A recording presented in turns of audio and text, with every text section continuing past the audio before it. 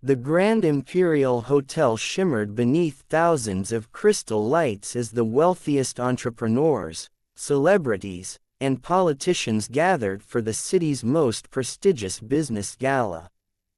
Every guest wore designer suits and luxury gowns worth more than most families earned in a year.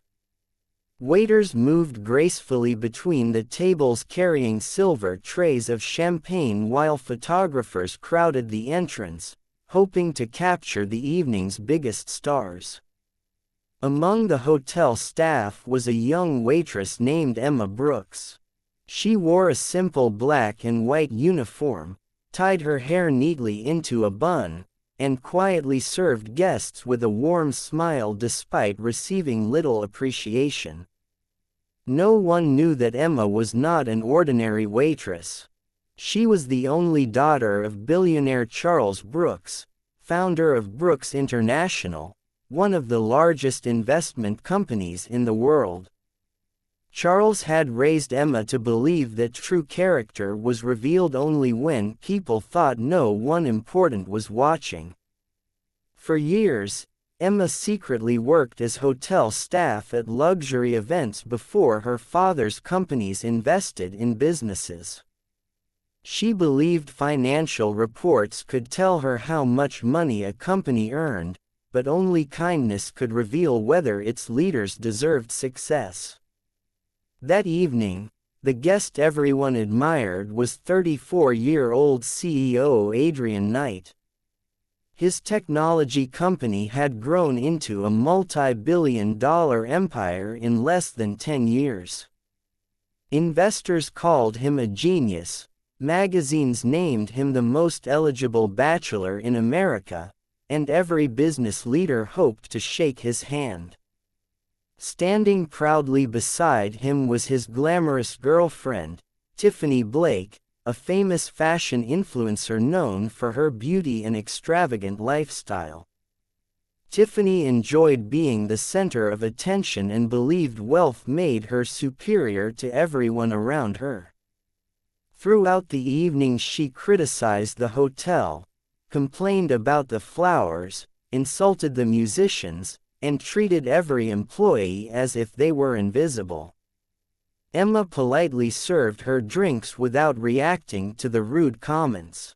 Years of working undercover had taught her that patience often revealed people's true nature. As dinner began, Emma carefully carried an expensive bottle of vintage wine toward Adrian's table. At that exact moment another waiter accidentally brushed against her shoulder. The bottle remained safe, but a few drops splashed onto Tiffany's handbag. The tiny stain could easily have been cleaned within seconds, yet Tiffany exploded with anger. She stood up so suddenly that every nearby conversation stopped. "You stupid waitress!" she shouted loud enough for the entire ballroom to hear. "Do you even know how much this handbag costs?" Emma immediately apologized and reached for a clean cloth. "I'm very sorry, ma'am. I'll have it cleaned immediately." But Tiffany slapped the cloth away. Her eyes burned with humiliation because dozens of cameras had turned toward her. Without warning, Tiffany grabbed Emma by the front of her waitress dress. "People like you never learn," she screamed before violently ripping the fabric from the shoulder to the waist. The sound of tearing cloth echoed across the silent ballroom. Emma stumbled backward, desperately trying to cover herself as guests gasped. Several women looked away in shock while others secretly recorded the incident on their phones. Not one executive stepped forward to help her. Adrian watched everything happen. Instead of stopping Tiffany, he calmly adjusted his cufflinks and coldly said, "Security should remove careless employees before they ruin important events." Those words hurt Emma far more than the torn uniform. She slowly looked around the room, memorizing every face that had remained silent. Then, instead of crying or arguing, she quietly said, "Thank you." Tiffany laughed mockingly. "Thank you? Have you finally lost your mind?" Emma looked directly into her eyes and answered softly, "Thank you for showing everyone exactly who you are." With those words she turned around and walked calmly toward the staff corridor, leaving behind a ballroom filled with whispers. Tiffany smiled proudly, believing she had taught an ordinary waitress a lesson. Adrian resumed speaking with investors as if nothing important had happened. But neither of them noticed the elderly hotel manager making an urgent phone call with trembling hands. "Mr. Brooks," he whispered into the phone. "I'm afraid something terrible has happened to Miss Emma." Exactly 20 minutes later, the ballroom lights suddenly dimmed. The orchestra stopped playing. Conversations faded into silence as the hotel's massive LED screen came to life. A deep voice echoed through the speakers. "Ladies and gentlemen, before tonight's charity auction continues, we have one final announcement." The grand entrance doors slowly opened. Everyone turned to look. Emma walked inside once again. But this time she was no longer wearing a waitress uniform. She wore an elegant sapphire blue evening gown covered in handcrafted diamonds, while around her neck rested one of the rarest blue diamonds in the world. Behind her walked a distinguished older gentleman surrounded by security and members of his corporate board. The moment the guests recognized him, the entire ballroom fell silent. It was Charles Brooks, one of the richest billionaires on earth. Adrian's confident smile disappeared. Tiffany's face turned completely white. Charles walked onto the stage, looked proudly at Emma, then slowly faced the audience. He spoke into the microphone with calm authority. "My daughter has spent the last 5 years working undercover as hotel staff across the country.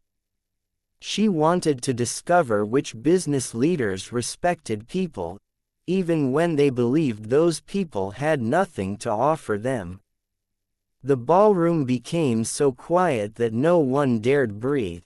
"Subscribe to my channel." Charles Brooks allowed the silence to linger for a few seconds before speaking again.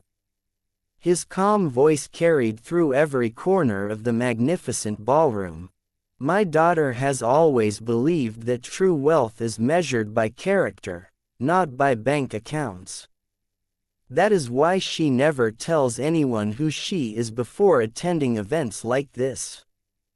Tonight, every person in this room has unknowingly participated in the final evaluation for one of the biggest investment partnerships in Brooks International's history."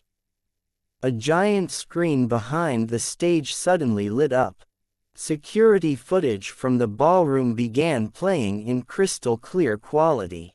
Every guest watched Tiffany insult Emma, refuse her apology, grab her uniform, and violently tear the dress while Adrian stood nearby without lifting a finger to stop her. The video ended with Emma quietly saying, "Thank you for showing everyone exactly who you are." The room fell into complete silence. Many guests lowered their heads in shame because they had witnessed the humiliation without speaking up. Charles looked toward Adrian with disappointment rather than anger. "Mr. Knight, your company has spent 6 months negotiating a $12 billion partnership with Brooks International. This morning, our legal team prepared the final agreement. Tonight, after watching how you treated someone you believed was powerless, I have personally canceled every discussion." A wave of shocked whispers swept across the ballroom. Adrian's face lost all color. He hurried toward the stage. "Mr. Brooks, please, I made a mistake. I should have stopped Tiffany. Charles shook his head. Leadership is not tested when everything is easy. Leadership is tested in moments exactly like this. Tiffany suddenly pushed through the crowd, her confident smile completely gone. Miss Brooks, I didn't know who you were, she said with trembling hands. Emma looked directly into her eyes before answering quietly, and if I had truly been just a waitress, would your behavior have been any different? Tiffany opened her mouth but no words came out. Her silence became the answer. Emma continued, respect that depends on someone's wealth is not respect at all. It is fear disguised as politeness. Cameras flashed non-stop as journalists rushed forward. Within minutes, videos of the incident spread across social media. Television networks interrupted their evening broadcasts. Headlines appeared around the world. CEO's girlfriend humiliates waitress. Discovers she's a billionaire heiress. Shares of Knight Technologies immediately began falling as investors questioned the company's leadership and values. Several board members quietly stepped away from Adrian, unwilling to be associated with the growing scandal. Then Charles surprised everyone once again. Instead of announcing another punishment, he invited every hotel employee onto the stage. Waiters, cleaners, receptionists, chefs, and security guards nervously gathered before the audience. Charles smiled warmly. Tonight these hard-working people showed far more dignity than many of our honored guests. He turned to Emma. The decision is yours. Emma stepped forward. Instead of wasting money on lawsuits or revenge, I want Brooks International to donate $10 million to create an education and healthcare fund for hospitality workers and their families. No employee should ever feel powerless simply because they wear a uniform. Thunderous applause filled the ballroom. Many hotel employees wiped away tears. Even some wealthy guests stood and applauded, ashamed that a young woman they had ignored possessed greater character than all of them combined. Charles proudly nodded, approved. The hotel manager embraced Emma with tears in his eyes. Miss Brooks, thank you for remembering people like us. Emma smiled. I was never above you. Tonight simply reminded everyone that dignity belongs to every person. Security officers then approached Tiffany. The hotel owner had already decided to ban her permanently from every property in the chain for assaulting an employee. As they escorted her toward the exit, she looked back one last time, realizing that a few seconds of cruelty had destroyed the glamorous reputation she had spent years building. Adrian remained standing alone near the stage. For the first time in his successful career, he understood that billions of dollars could not repair a damaged character.